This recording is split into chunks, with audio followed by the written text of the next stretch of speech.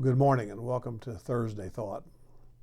Josephine Brown, often just called Jo, was the first black woman to chair the Wichita Board of Education in the 1970s. She died this past December 31st at the age of 96.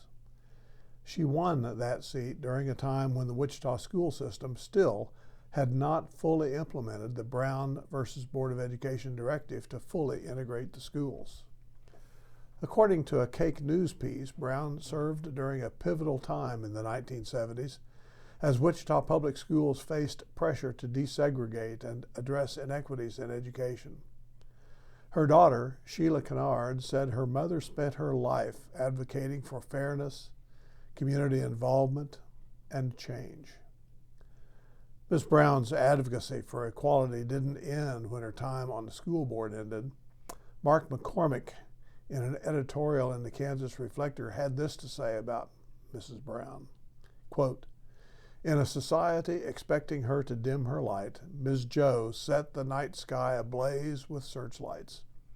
When she confronted the yet lingering vestiges of that era at a bank or a store, she would correct them as she might one of her tiny students, firmly but gracefully. 'You don't pay and beg, baby,' she once told me." Unquote. And this is Jay again. Think about that last line. You don't pay and beg, baby.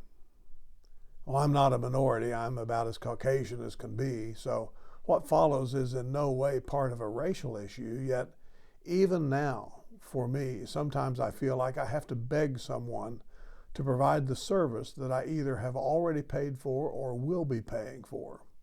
Have you felt that way sometimes? Customer service is often non-existent, or it's so difficult to come by that it takes a Herculean effort to get anything done. The automated answer is standard anymore, even if there's a phone number to call. Pressing 0 doesn't always get a live voice. Emails aren't answered. Promises made when someone does contact customer service are not kept. Send in this form, they say. Fax this in to us and we'll take care of it. Email us a copy of your receipt, and on it goes. You don't pay and beg, baby. And even when dealing with someone in person, it isn't always easy to get something done. Insurance, medical care, government seem to be the biggest problem areas, but really it's all over. People who do answer the phone are often in India or Cambodia, someplace like that, speaking broken English from a script provided by their computer. You don't pay and beg, baby. Well, so what do? You become persistent. You do business with those who will meet your need for service. Local and smaller is often better. And if that business is within driving distance, go to that business rather than continuing to send emails and playing phone tag. Determine that you will receive an answer when you go. Keep at it until you do. You don't pay and beg, baby. Let me tell you a story from my files. Some time ago, I had the need to see a cardiologist at a cardiology clinic here in Wichita. The doctor recommended that I wear a Holter monitor. Now, that's a device that records various functions of the heart. Then I wear it for 24 hours and then bring it back and they'd review it. Well, I agreed. And when I checked out the monitor at the clinic, I had to sign a form saying that if I didn't bring it back in good condition, that I'd be liable for $1,500 reimbursement. I agreed to that, signed the form. When I brought the monitor back to the office a couple of days later, I asked for a receipt showing that I had brought the monitor back.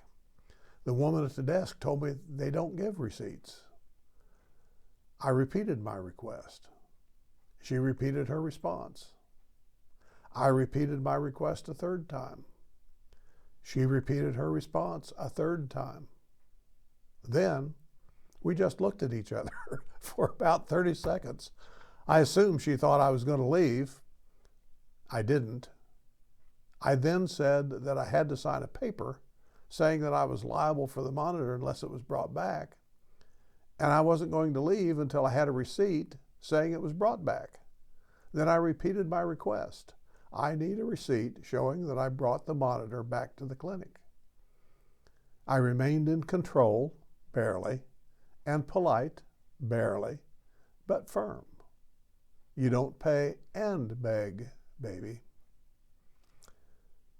She looked at me and said, "Just a minute," and went to the back. She came back out in a few minutes, hand wrote a receipt, signed and dated it, and gave it to me. I thanked her, and I told her that the clinic needed to do this for all returns. And then when I saw the doctor a few days later to review the findings of the monitor, I relayed the story to him. I have no idea if the doctor said anything or if they've begun to give receipts out or not. I don't plan on checking out another monitor, and in fact, I canceled the appointment that I had a couple of months ago to do that very thing. You don't pay and beg, baby. Now, as an aside, don't worry about my canceling that appointment. My primary care physician, following review of my medical record, tells me that the testing that was going to be done then was not really necessary at this time. Know that I would never do anything intentionally to jeopardize my health in that way. So, I hope you remember this little sentence that carries incredible meaning. You don't pay and beg, baby. Be polite, be controlled, but be persistent, be insistent. Don't settle for less than what you paid for. Whether you're black, brown, white, or something else, whether you're man or woman, young or old, rich or poor, rural or urban, it doesn't matter. Insist on good service.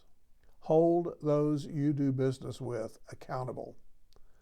Ms. Joe would be pleased. Blessings.